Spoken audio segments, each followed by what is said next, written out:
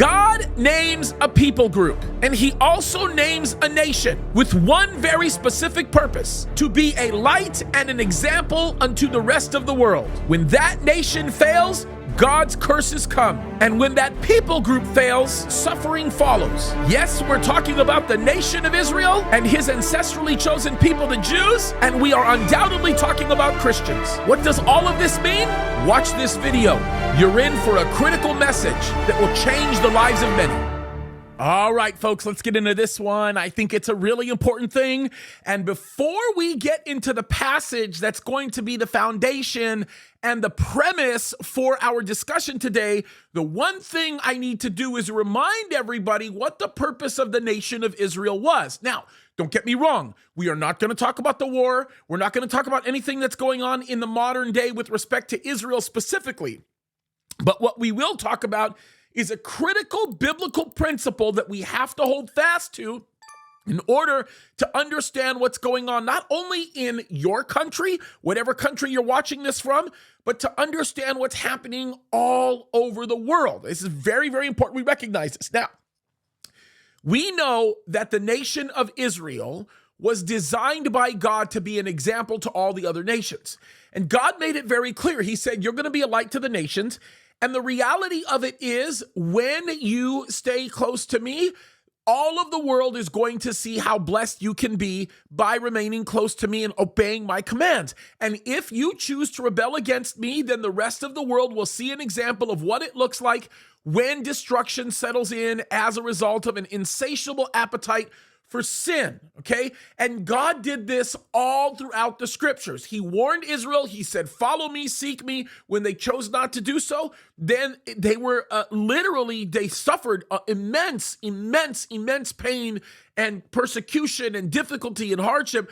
And God warned them that this would be the case. Now, it's interesting because a lot of people will look at this sort of picture and they'll think, well, this is God just being cruel to his people because they wouldn't listen. No, it was actually God recognizing the fact that when his people chose to make a commitment to him, that the devil himself would be filled with hatred over the idea that that would be the case. And in essence, he would attack them. He knew that any nation that hates God would be a nation that would not experience the kind of difficulty associated with the persecution of the world, because there'd be no reason for that to be the case, although they bring themselves into bondage. But a nation who chooses to associate themselves with God will be the primary targets of Satan's attack. And the closer you remain to God, the less likely you will be to be destroyed by those enemies, because God will defend you. And that's the idea here with the nation of Israel. And God made himself very clear. Now, the application of this with respect to Israel is very, very clearly on the table for any nation, right? This is super, super important, and it's particularly important for countries like the United States of America. So let me read this to you, because this is an important example of this. This is the book of Deuteronomy. Now, we're getting into chapter 28 of Deuteronomy, and it says this, and I'm only going to go on for a few verses, because the reality of it is, there are so many. We could literally spend the next 10 minutes reading every verse in Deuteronomy 28. It will help to make this point. But it says this, it says, and it shall come to pass, if thou shalt hearken diligently unto the voice of the Lord thy God, to observe and to do all his commandments, which I command thee this day, that the Lord thy God, notice this, will set thee on high above all the nations of the earth. And all these blessings shall come on thee and overtake thee, if thou shalt hearken unto the voice of the Lord thy God. Look what he says. Blessed shalt thou be in the city, and blessed shalt thou be in the field. Verse 4, blessed shall be the fruit of thy body, and the fruit of thy ground, and the fruit of thy cattle, the increase of thy kind, and the flocks of thy sheep. Blessed shall be thy basket and thy store. Blessed shalt thou be when thou comest in, and blessed shalt thou be when thou goest out. The Lord shall cause thine enemies that rise up against thee to be smitten before thy face. They shall come out against thee one way and flee before thee 7 ways. I mean, think about that picture. They're going to come to attack you in one way, and then when they run, they're going to run every way they can because they're scared, like literally scared. They just scatter, right? What a powerful picture. Look at this, verse 8. The Lord shall command the blessing upon thee in thy storehouses, and in all thou settest thine hand unto, and he shall bless thee in the land which the Lord thy God giveth thee. The Lord shall establish thee a holy people unto himself, as he hath sworn unto thee, if thou shalt keep the commandments of the Lord thy God and walk thy ways. Verse 10, and all people of the earth shall see that thou art called by the name of the Lord, and they shall be afraid of thee. I mean, think about this. Those people are close to God, and God protects them, and they'll be scared of him. And that was the case with the nation of Israel for a very, very long time. It says, and the Lord shall make thee plenteous in goods, in the fruit of thy body, and the fruit of thy cattle, and the fruit of thy ground, and the land which the Lord swore unto thy fathers to give thee. The Lord shall open unto thee his good treasure, the heaven to give the rain unto the land of his season, and to bless all the work of thine hand, and thou shalt lend unto many nations, and thou shalt not borrow. Isn't that amazing? You'll be the guy lending. You won't be borrowing. I mean, that was the story of the early United States, if you think about it, right? Verse 13, and the Lord shall make thee the head and not the tail, and thou shalt be above only, and thou shalt not be beneath. And if thou hearken unto the commandments of the Lord thy God, which I command thee this day to observe and to do them, and thou shalt not go aside from any of the words which I command thee this day to do right hand or to the left, to go after other gods to serve them. That is so heavy. 14 verses of the blessings that you will experience. Then when you get to verse 15 of Deuteronomy 28, let me read this to you. But it shall come to pass that if you will not hearken unto the voice of the Lord thy God to observe all his commandments and his statutes, which I command thee this day, that all these curses shall come upon thee and overtake thee. And by the way, it starts, this is no joke, folks, I'm not kidding you. It starts at verse 16, listing all of the curses, and doesn't stop until verse 68, the end of the chapter. And folks, when I read to you some of the curses that are brought up here, it would make you sick. Some of these curses even insinuate many of the things that Israel experienced in its history, right? Cursed shalt thou be in the city, cursed shalt thou be in the field, cursed shall be the basket and thy stone, cursed shalt the fruit of thy body, and cursed the fruit of thy land, the increase of thy kind, and the flocks of thy sheep. Look at some of the curses that he brings up. Verse 26, and thy carcass shall be meat unto the fowls of the air, and unto the beasts of the earth, and no man shall fray them away. The Lord, verse 27, shall smite thee with the botch of Egypt, and with the emerods, and with the scab, and with the itch, whereof thou cannot be healed. Verse 28, the Lord shall smite thee with madness and blindness and astonishment of heart. Like you're just going to be, crazy. Look at this. Verse 31, thine ox shall be slain before thine eyes, and thou shalt not eat thereof. Thine ass shall be violently taken away from before thy face, and shall not be restored to thee. Thy sheep shall be given unto thine enemies, and thou shalt have none to rescue them. Look at this. This is terrible. Look at this, verse 32, thy sons and daughters shall be given unto other people, and thine eyes shall look and fail with longing for them all the day long, and there shall be no might in thine hand. They're going to be taken away from you, and there's nothing you're going to be able to do to defend them, right? Look at this, verse 45. Moreover, all these curses shall come upon thee, and shall pursue thee, and overtake thee, till thou be destroyed, because thou hearkenest not unto the voice of the Lord thy God, to keep his commands and his statutes, which he commanded thee. And they shall be upon thee for a sign and for a wonder, and upon thy seed forever, because thou servest not the Lord thy God with joyfulness and gladness of heart for the abundance of all things. Therefore shalt thou serve thine enemies, which the Lord shall send against thee, in hunger and in thirst, and in nakedness, and in want of all things. He shall put a yoke of iron upon thy neck, until he hath destroyed thee. The Lord, verse 49, shall bring a nation against thee from far, and the end of the earth as swift as the eagle flieth, a nation whose tongue thou shalt not understand, a nation of fierce countenance, which shall not regard the person of old, nor show favor to the young. And he shall eat the fruit of thy cattle and the fruit of thy land, until thou be destroyed, which also shall not leave thee either corn, wine, or oil, or the increase of thy kind, or the flocks of thy sheep, until he have destroyed thee. I mean, it's talking about all the nations that have overcome the nation of Israel.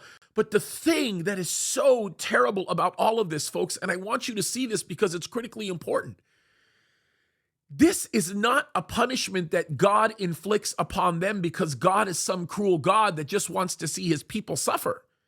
These are the type of punishments that the Lord knew would come as a result of them hardening their hearts and not wanting to listen to what God had asked them to do. Because here's the deal. If you don't do things God's way, how in the world can you ensure God's protection? It's never going to work.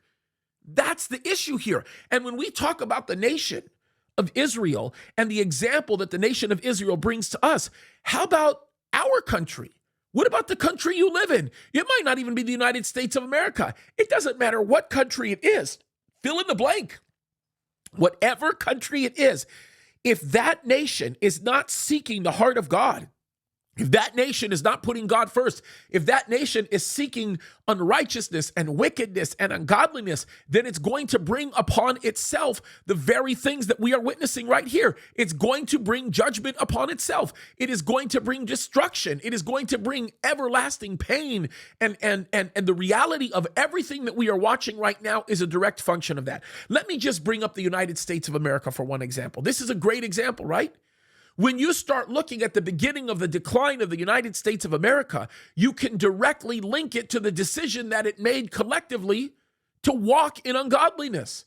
And by the way, let's take it a step further. You can link it to the decision that the Church of Jesus Christ in the United States of America made to actually walk away from defending the truth.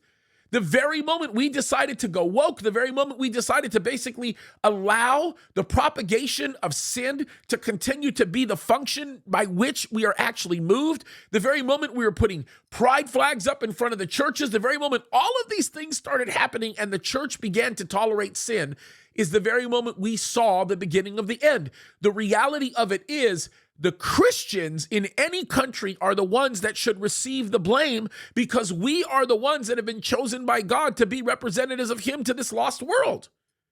God has never gotten rid of Israel. God will never get rid of Israel. God says it in Jeremiah. Hey, look at the sun, look at the moon, look at the stars. As long as you see those things, as long as all of those things are there, then the nation of Israel will not be removed. They're going to always be there. But the reality of it is, as the Church of Jesus Christ, as God's chosen people, and just like God's ancestrally chosen people, we have an obligation to stand up for righteousness, to speak the truth, to teach biblical principles, to not tolerate wickedness. We have an obligation to basically say, no, this isn't acceptable. No, we will not allow this. No, we will stand up for righteousness in this context, in that context, and in every context. Why? Because the interest of our nation is at stake. And the very moment we choose to say we are not going to walk in godliness, the very moment we choose to say we're not going to stand for righteousness, is the moment we lose our country. Now, I have been accused of being too political. And quite frankly, I just want to explain something. I don't care. I've had lots of people tell me that I'm a bigot, that I'm every kind of terrible thing in the book because I'm standing up for things that every pastor should be standing up for. We should be speaking about these things. We should be getting involved in the political arena. We should be getting involved in every arena that life presents to us. Why? Because we live a biblical worldview, and our biblical worldview says that the word of God must permeate into every aspect of our life. Every moment, every second, every bit of air that we breathe, it all needs to be sprinkled with the word of God, covered with the word of God. Everywhere we go, the word of God has to drive all of our decision making, what we do for our life, what we do as we interact with people, what we do when we make certain decisions, all decisions, what we do as we raise our children, what we do with our children in school, how we work things in our community, how we do business. Everything that we do should be driven by the word of God. And if I am a minister of the gospel and it is my responsibility to give you the word of God and to teach you the word of God, it's also my responsibility to demonstrate to you how that is supposed to be practically applied. And that means you should be seeing me in school board meetings. You should be seeing me in political arenas. You should be seeing me commenting on the things that we deal with every single day. Why? Because we bring the word of God into everything. Here's the deal. I love my country. I want to see God bless my country. But the only way God blesses my country is if we allow God to do it. And we will not allow God to do it if we continue to curse him. We're not going to allow God to do it if we continue to walk in wickedness. So this is a call to Christians. We must change how we look at things, because if we don't, we're doomed. It's that simple, guys. It's a basic message. So let's stand. As Christians, if you're a pastor, listen to me. Start living the life that God has called you to live. We have an obligation to stand for righteousness in every arena. That's what the word of God tells us to do. Why? Because I don't want those curses to be pronounced upon me. I don't want those curses to be pronounced upon my country. I mean, give me a break. Literally just a few verses of blessing that encapsulate and cover everything, and then God gets really detailed about the curses. Do we really want that? No, the answer to that is no. So let's get out there. Let's fight the good fight, and let's stand up for what's biblical. It's that simple, guys. God bless you.